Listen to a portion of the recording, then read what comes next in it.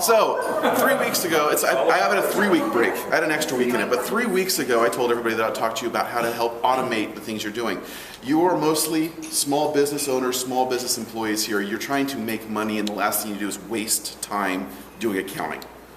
The two largest things that people get caught up, almost every single audit, it's almost a throwaway for the auditors, is to pick up people for mileage logs and business expenses. Nobody keeps a mileage log. Yes.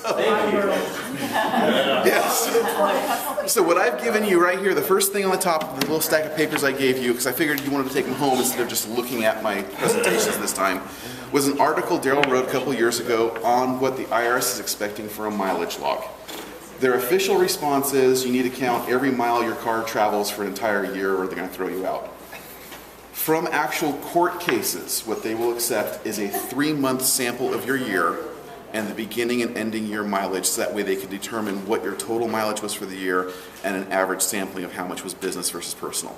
So this goes into a lot more detail, like three pages of detail.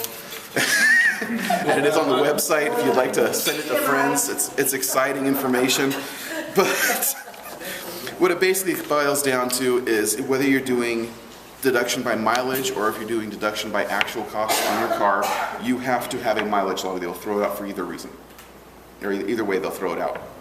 Easiest way to do it, of course, because everybody's carrying a smartphone, is there are hundreds of apps that will let your phone track where you're going and ask you, is that business or personal?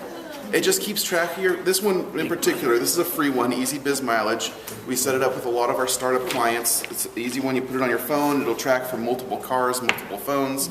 You can pay a small fee if you want their online services, which allows you to unify it, monitor it on the website, manually add extra logs.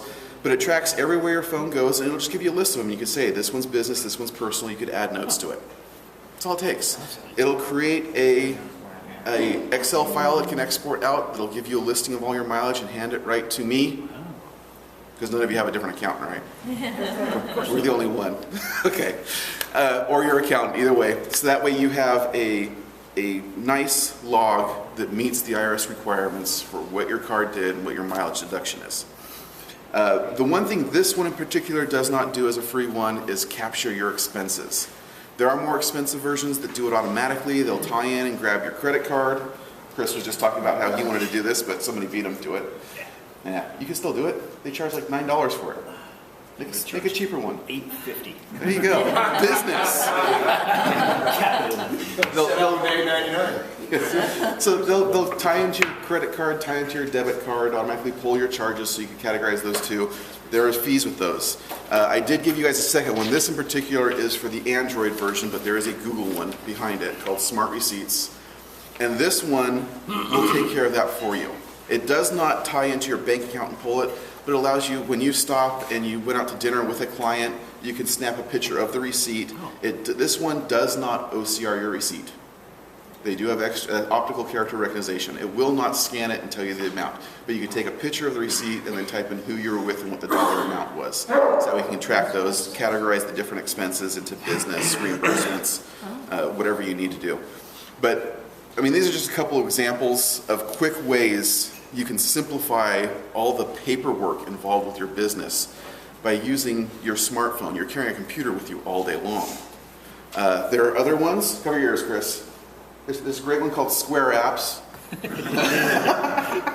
If you are a business professional who is constantly charging clients on their credit cards, don't use it. Call up Chris.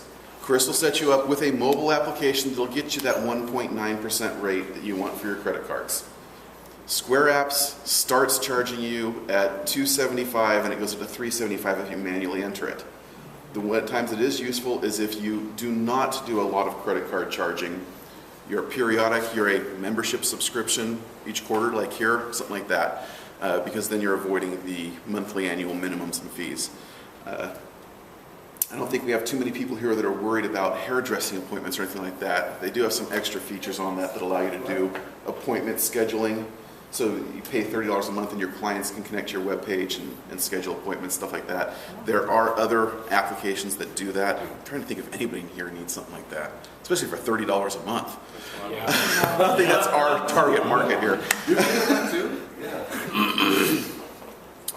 Dava and before her Mark, when he was here, has already spoken to everybody here about the Google apps and the ease of using them. They have versions for your phone, for your tablet.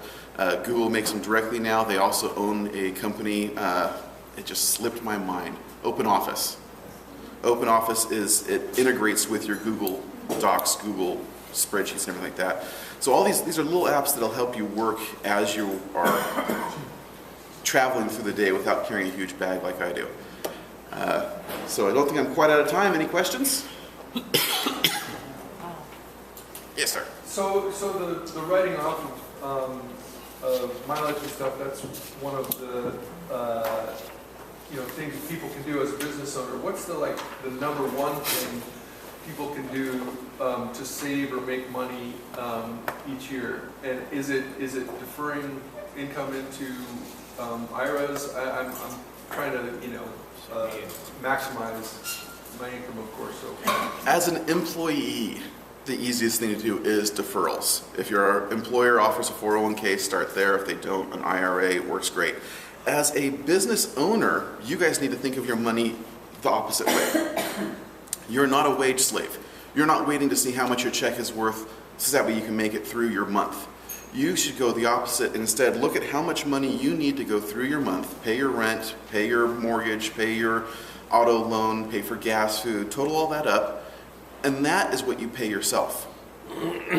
You leave everything else in your business, and that way you have your steady flow of already tax-paid money that lets you live comfortably, and all of your excess funds are kept in the business, either to help you cover when the business has a shortfall, or towards the end of the year when you can meet with your tax planner, do some tax planning, and set up deferrals, set up large capital investments, other items to reduce the tax liability.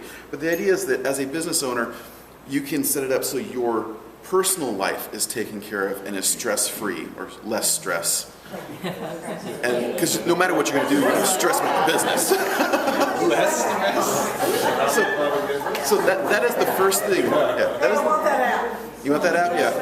That is the first thing we try and tell all of our clients when they're starting small businesses is you have to flip the way you are thinking of your planning. You need to set up your individual side. I mean, if you want to do something unusual like go to Hawaii for a weekend, the business can pay you a bonus or you can take a draw and you can go. That's not a problem. But set up so your personal side's taken care of, and that way you're not stressing about both personal and business and driving yourself crazy trying to balance the two sets of books.